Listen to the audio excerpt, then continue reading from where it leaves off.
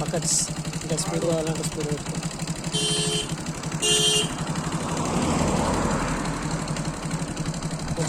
అటు పట్టుకో.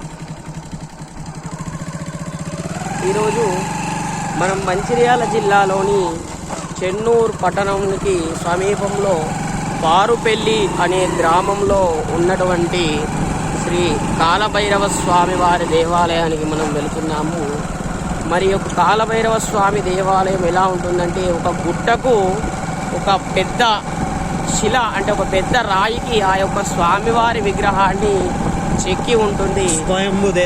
స్వయంభూ దేవాలయము. ఇక్కడి చరిత్ర, ఇక్కడి కథ ఏంటి అంటే, ఒక ఋషి ఆ పారుపల్లి గ్రామానికి గోదావరి సమీపంలో తపస్సు చేస్తుండగా ఆ యొక్క ఋషికి స్వామివారు ఆ తపస్సు చేసే సమయంలో అతని యొక్క కళ్ళలో కనబడి నేను ఈ యొక్క గుట్టకు ఉన్నానని ఆ యొక్క స్వామివారు చెప్పగానే ఆ యొక్క ఋషి తన యొక్క తపస్సు మధ్యలో నుంచి లేచి వెళ్ళి ఆ యొక్క గుట్టను తవ్వగా అక్కడ ఆ యొక్క స్వామివారు వెలిశారు స్వయంభూగా. మరి అక్కడి యొక్క విశిష్టత, అక్కడి యొక్క కథ, చరిత్ర ఇది మనకు తెలిసిందైతే, మరి ఇప్పుడు ఆ యొక్క స్వామివారిని మనం దర్శించుకోవడానికి వెళ్తున్నాము. చాలా విశేషమైనటువంటి, చాలా శక్తివంతమైనటువంటి స్వామివారు. ఎంతటి కోరికలున్నా కూడా ఆ యొక్క స్వామివారి నామస్మరణ చేస్తే మరి ఎన్ని కోరికలున్నా కూడా తీరుతాయట. ఇప్పుడు ఒకసారి అడవి ప్రాంతాన్ని చూడండి. మనం వెళ్తుండే ఈ దారిలో దట్టమైన అడవి ప్రాంతం. ఈ దట్టమైన అడవి ప్రాంతంలో ఒకసారి అడవిని చూడండి ఎంత దట్టంగా ఉందో. అయినప్పటికీ ఇది ఊరికెళ్ళే దారి వల్ల మనం ఈ డైరెక్ట్ డాంబర్ రోడ్ ఉండడం వల్ల మనం ఈజీగా వెళ్ళగలుగుతున్నాం. మార్గం అయితే చాలా బాగుంది. మీకు ఎలాంటి ఆర్థిక పరిస్థితులు ఉన్నా ఈ స్వామివారిని దర్శించుకోవడం ద్వారా మీ ఆర్థిక పరిస్థితులు ఏవైనా కానీ సాల్వ్ అవుతాయని ఇక్కడ ఉన్న వాళ్ళు బలంగా నమ్ముతారు. మనం ఈ అడవి ప్రాంతంలో వెళ్తున్నప్పుడు స్వచ్ఛమైన గాలి, అంటే ఈ సిటీ ప్రాంతంలో ఎలా అయిందంటే ఈరోజు ప్రతి ఏరియాలో కూడా కాలుష్యం.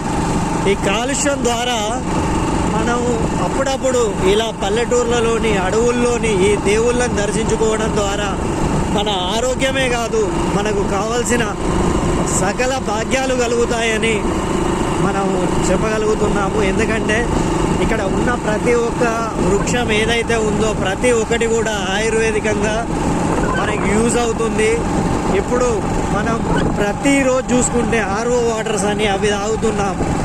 అదే మనం ఒక్కసారి వచ్చి ఈ అడవుల్లో ఉన్న నదుల యొక్క ప్యూరిటీ చూసినట్టయితే మనం స్వచ్ఛమైన వాటర్ దొరుకుతాయి.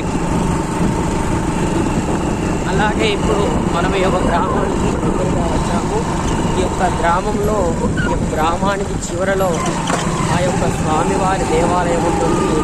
దేవాలయం అంటే మరీ పెద్దగా ఏమి ఉండదు, కేవలము చిన్న ఒక గుట్ట ఉంటుంది. ఆ గుట్టకు ఆ ఒక స్వామివారి విగ్రహాన్ని చెక్కి, అంటే స్వయంభూగా వెలిసినటువంటి స్వామివారు కాలభైరవ స్వామి ఉంటారు. ముందు ఒక చిన్న రేకుల చెట్టు ఉంటుంది. అయితే ప్రతి ఆదివారం కూడా ఈ యొక్క స్వామివారిని దర్శించుకోవడానికి చాలామంది భక్తులు వస్తూ ఉంటారు. ఎందుకంటే ఆ స్వామివారిని కొలిస్తే ఎంతటి కష్టాలున్నా కూడా తొలగిపోతాయట అని అక్కడికి వచ్చినటువంటి భక్తులు చెబుతూ ఉంటారు. చాలా గట్టిగా నమ్ముతారు. అందుకని ఈరోజు మనం ఆ యొక్క స్వామివారి దగ్గరికి, ఆ స్వామివారిని దర్శించుకోవడానికి వెళ్తున్నాం. ఇక్కడ ఊళ్ళోకి వచ్చాక మనం ఇక్కడ లెఫ్ట్ తీసుకోవాలి.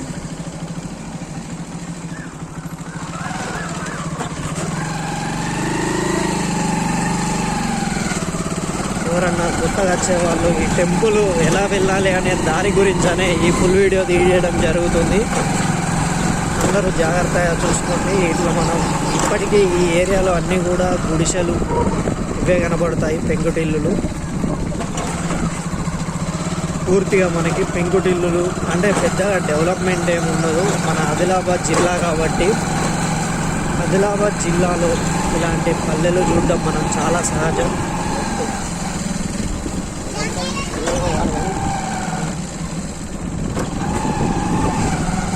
ఇక్కడ మనం గమనించినట్టయితే పారుపల్లిలోని పాఠశాల.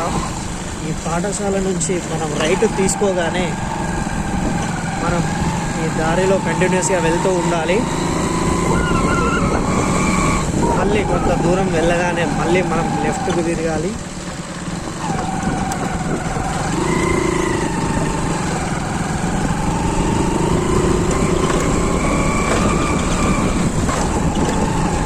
చూడండి ఈ పల్లెలు ఎంత అద్భుతంగా ఉన్నాయో. అదే టెంపుల్ కదా కనిపిస్తుంది ఇప్పుడు మనకు. అది కాదు, దాని కింద ఉంటుంది టెంపుల్. దాని కనిపించేది అది ఆంజనేయ స్వామి దేవాలయం.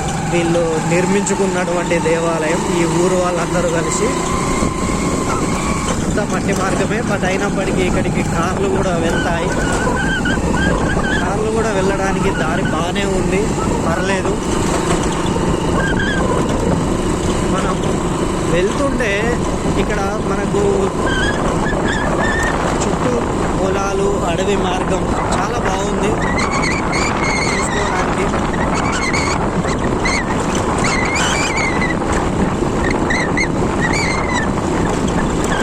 మనకు కనిపిస్తున్న దేవాలయం ఏంటి? ఆంజనేయ స్వామి దేవాలయం కదా. ఓకే, ఇక్కడికి కూడా భక్తులు వస్తూనే ఉంటారు ఎప్పుడు. శ్రీ మధ్విరాట్ పోతులూరి వీరబ్రహ్మేంద్ర స్వామి దేవాలయం ఇది.